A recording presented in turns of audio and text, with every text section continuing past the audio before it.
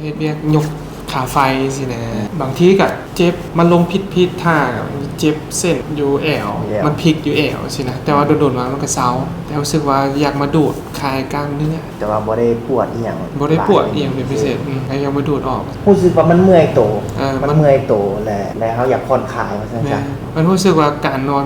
มันบ่ช่วยมันแบบเซาเมื่อยมันรู้สึกมันยังล้าอยู่จังซี่นอนก็นอนหลายอยู่แต่ก็รู้สึกว่ามันยังปวดรู้สึกว่า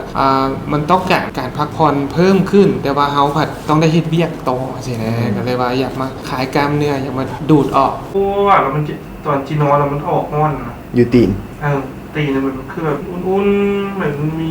ลมร้อนลงมาแล้วมันก็ปูเฮาย่างหลายนะอันพวกขานะตึงไปเลยนะดูดเกี้ยวมันรู้แหละดูดปุ๊บเบาปั๊บรู้แล้วอันนี้คันตึงแบบนี้ได้รู้สึกตึงทำให้แบบตึงดูดมันก็ตึงก็คลายรู้สึกผ่อนคลายดี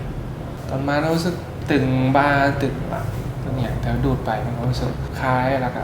เศร้าเมื่อยตัวหัวนี้มีอาการเจ็บมาได้โดดแล้ว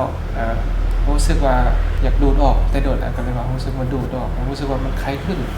ปกติจะเป็นแบบไม่เก่งแน่แล้วก็อาการร้อนเอาสิรู้สึกเจ็บหัวต้องได้กินยาใส่ตลอดก็เลยว่าอยากมาดูดออกเคยเห็นมาก่อนบ่ดูดหัวเคยเห็นมาก่อนที่ผ่านมามันก็คล้ายแล้วก็รู้สึกมันโล่งหัวโล่งแล้วก็มันเฮ็ดให้เวลาอากาศร้อนเนาะปกติจะเจ็บหัวแล้วก็มันก็บ่เจ็บหัวหลายใช่มั้ยแต่ก็ยังพอทนพอยังได้แต่ครับหลังจากดูดไปก็รู้สึกว่ามันก็ดีขึ้น